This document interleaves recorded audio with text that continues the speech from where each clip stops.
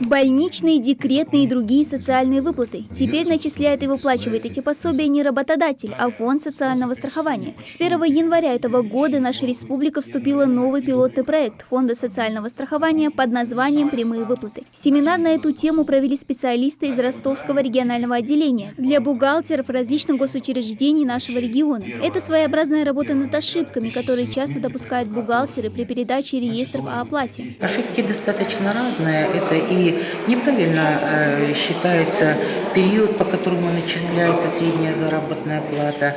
Это неправильно считается средняя заработная плата, среднедневная заработная плата.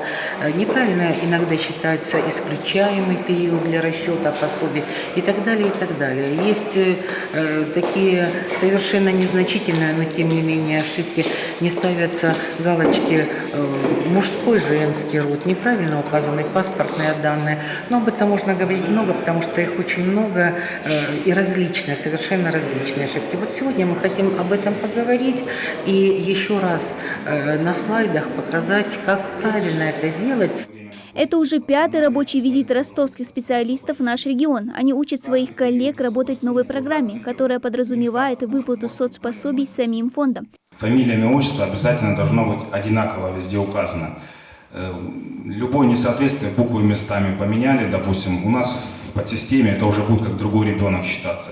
Проект направлен на улучшение положения застрахованных лиц и страхователей с назначением и получением пособий, независимо от финансового положения работодателя. Схема получения пособия довольно проста. Пакет документов работник передает в бухгалтерию, оттуда в течение 5 дней его перенаправляют в фонд. К тому же нововведение значительно облегчает работу и бухгалтерам, отмечает Фариза Костоева. Главный плюс – теперь оформление документов происходит не в бумажном, а в электронном формате, через специальную программу на компьютере. Раньше мы сталкивались с недостатком финансирования, не могли за счет, из-за этого не могли вовремя выплатить больничные. Из-за этого возникали, естественно, и недовольство наших сотрудников, в принципе, обоснованное, да?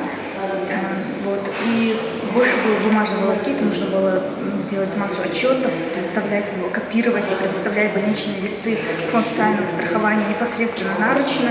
Это тоже занимало очень много времени, очень много материала.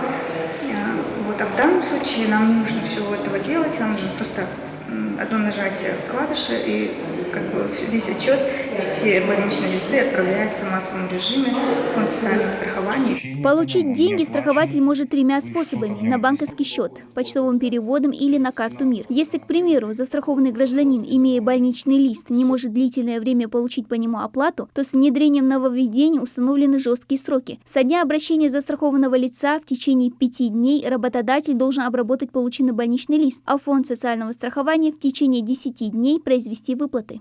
Работники получают своевременно, без задержек эти выплаты. Выплаты до 1,5 лет получают мамы, а последнее время мы вот посмотрели, у вас часто и стали и папы осуществлять уход за ребенком до 1,5 лет, производится до 15 числа ежемесячно, и никаких задержек здесь нет. То есть это социальная защищенность населения, это гарантия людям, что они вовремя, своевременно получат пособие. На сегодняшний день к проекту фонда подключилось около 50 российских субъектов, включая и нашу республику. К 2020 году нововведение планирует задействовать на всей территории страны, а ингушское отделение фонда соцстрахования планирует охватить максимальное количество страхователей в регионе. Дана Плиева, Султан Булгучев, Новости 24.